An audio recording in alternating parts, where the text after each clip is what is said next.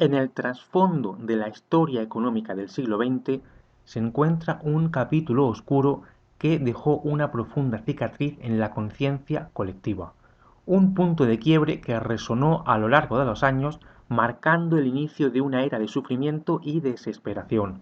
Este capítulo es conocido como el crack del 29. Imagina un mundo donde la prosperidad económica es una realidad aparentemente inquebrantable. Las calles están llenas de vida, los negocios prosperan y la confianza en el sistema financiero es incuestionable. Sin embargo, tras la fachada de la bonanza y la euforia, acecha una tormenta silenciosa que en un instante desencadenaría caos y desesperación a una escala global. En este vídeo nos vamos a sumergir en la historia económica para desentrañar los eventos que llevaron al colapso de los mercados financieros en el año 1929. Un colapso que desencadenó una de las crisis más devastadoras que el mundo moderno haya presenciado.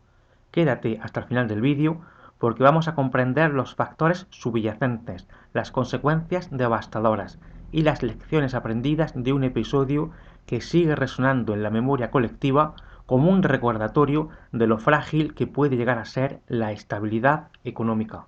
En la década de 1920, la humanidad se encontraba en medio de una transformación sin precedentes. Los recuerdos de la Primera Guerra Mundial aún estaban presentes y la sociedad se afanaba por reconstruirse y adaptarse a una nueva realidad. La era de los felices años 20 trajo consigo una aparente bonanza económica y cultural. Estados Unidos, en particular, experimentó un auge sin igual. Bajo la innovación tecnológica, la producción en masa y la expansión de la cultura popular, se gestó una atmósfera de optimismo desbordante. Las ciudades crecían, los negocios florecían y la euforia reinaba. Sin embargo, detrás de la fachada de prosperidad se ocultaban tensiones y desequilibrios económicos que amenazaban con socavar los cimientos de este aparente paraíso. En este contexto es como emerge el escenario del crack del 29, una tragedia financiera que sacudió los pilares de la estabilidad económica y dejó a su paso una estela de desesperación y desafíos sin precedentes. El jueves 24 de octubre de 1929, también conocido como Jueves Negro, la Bolsa de Nueva York, un escenario frenético donde los corredores de bolsa con rostros tensos observaban las cifras titilantes en las pantallas. El 24 de octubre de 1929, también conocido como Jueves Negro, marca el preludio de la tragedia. Una venta masiva de acciones se desata como una tormenta perfecta y el mercado colapsa en una espiral descendente.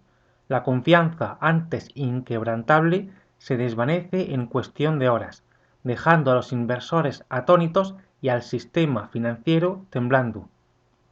El estrépito de las transacciones, el clamor de la multitud y el sonido metálico de las campanas de la bolsa, todos convergen en un crescendo aterrador.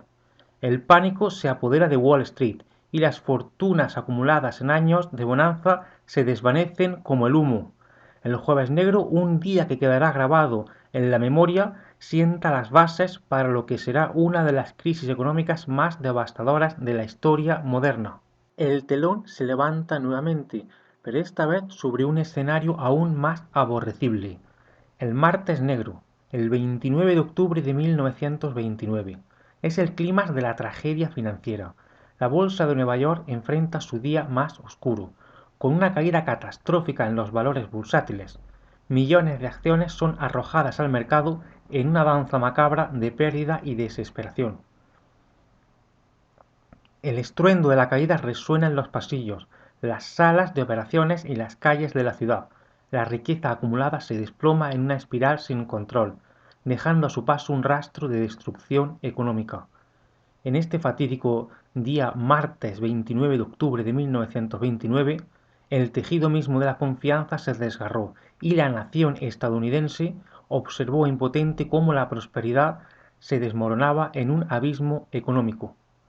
Ambos días, el Jueves Negro y el Martes Negro, se entrelazan en la historia de aquel crack del 29. simbolizando el colapso de un sueño, el desvanecimiento de la opulencia y el surgimiento de una era de sufrimiento generalizado. Un recordatorio imborrable de la volatilidad inherente a los mercados financieros y la fragilidad de la prosperidad construida sobre cimientos endeudados. En la encrucijada de la avaricia desenfrenada y la fragilidad sistémica, el crack del 29 reveló un capítulo siniestro, el colapso bancario. En las entrañas del desplome financiero, las instituciones, que una vez fueron pilares de confianza, se tambalearon al borde del abismo. Si el estruendo de la Bolsa de Nueva York fue el preludio, el colapso bancario fue la sinfonía de la desesperación. Las instituciones financieras, envueltas en un tejido de préstamos riesgosos y especulación desmedida, vieron desmoronarse sus cimientos. El retiro masivo de depósitos por parte de una población aterrada se convirtió en el grito de guerra de un sistema financiero al borde del colapso. La confianza, ese pilar invisible que sostiene la estabilidad bancaria, se desvaneció como una sombra efímera. Los bancos, que habían extendido sus tentáculos en un juego arriesgado, se encontraron enfrentando una avalancha de pérdidas y una falta de liquidez incontrolable. El tejido de la confianza, una vez desgarrado, dejó al descubierto una red de deudas insostenibles. La secuela del crack del 29 fue el preludio inevitable de la Gran Depresión. La economía mundial, ya debilitada por la caída vertiginosa de los mercados financieros, se sumió en una espiral descendente. La producción industrial se contrajo, las empresas cerraron sus puertas y millones de trabajadores quedaron sin empleo. La confianza en las instituciones financieras se desvaneció, dejando a las economías nacionales al borde del abismo. A diferencia de cualquier otra recesión anterior, la Gran Depresión no conoció fronteras. Se extendió como un incendio forestal, afectando a naciones desde América del Norte hasta Europa y más allá. El comercio internacional se desplomó, las monedas perdieron su valor y las economías quedaron sumidas en una oscura parálisis. En los días que siguieron al colapso financiero de 1929, cuando la confianza en las instituciones bancarias se desvanecía, líderes gubernamentales y financieros se enfrentaron a la urgencia de reconstruir un sistema bancario fracturado. Esta tarea no solo era crucial para la estabilidad económica, sino que era un imperativo para restaurar la fe en las instituciones financieras. Estados Unidos promovió una legislación para reformar su sector bancario. Esta legislación estuvo motivada por la necesidad de prevenir conflictos de interés y limitar la especulación. Dividió las actividades comerciales y de inversión de los bancos. Esta separación no solo buscaba salvaguardar los depósitos de los clientes, sino también mitigar los riesgos sistémicos asociados con la especulación controlada. En la búsqueda de estabilizar instituciones en peligro inminente de quiebra, se implementaron políticas de rescate bancario. Aunque controvertidas, estos rescates tenían como objetivo evitar la propagación del pánico bancario y proteger la integridad del sistema financiero en su conjunto. El colapso del mercado de valores llevó a una reevaluación crítica de las prácticas bancarias. La transparencia y la responsabilidad se volvieron imperativos ineludibles. Los bancos, ahora sometidos a una mayor regulación, enfrentaron la necesidad de operar dentro de límites más estrictos y adoptar prácticas financieras más conservadoras. En respuesta al desplome del mercado financiero en los días que sucedieron al crack del 29, las políticas de rescate bancario se erigieron como una medida extraordinaria para contrarrestar la inminente amenaza de quiebras bancarias generalizadas. Estas políticas, aunque envueltas en la controversia, fueron diseñadas con el propósito de evitar la propagación del pánico bancario y preservar la estabilidad del sistema financiero en su conjunto. Los rescates bancarios se materializaron a través de intervenciones gubernamentales directas destinadas a proporcionar capital adicional a las instituciones financieras en apuros. Estos rescates buscaban, en última instancia, fortalecer los balances de los bancos, aumentar su capacidad para otorgar préstamos y de esta manera estimular la actividad económica en un momento de recesión profunda. Los fondos destinados a los rescates provenían del erario público y en muchos casos los gobiernos adquirieron participaciones sustanciales en los bancos rescatados. Esta participación estatal no solo permitía una supervisión más cercana de las operaciones bancarias, sino que también buscaba restaurar la confianza del público al demostrar un compromiso activo para evitar la quiebra sistémica.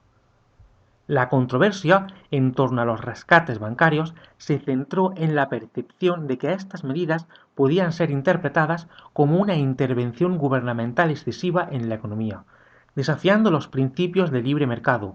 Sin embargo, los defensores argumentaban que eran medidas imperativas para evitar un colapso financiero total y que tendría consecuencias catastróficas para la economía y la sociedad en su conjunto. A medida que se desarrollaban estas políticas, surgían debates acerca de la equidad en la distribución de los fondos de rescate y la necesidad de establecer salvaguardias para garantizar que los bancos beneficiarios adoptaran prácticas financieras más prudentes en el futuro. En última instancia, las políticas de rescate bancario durante la Gran Depresión reflejaron un delicado equilibrio entre la necesidad de preservar la estabilidad económica y financiera y la preocupación por los posibles riesgos y distorsiones asociados con la intervención gubernamental en el sector privado.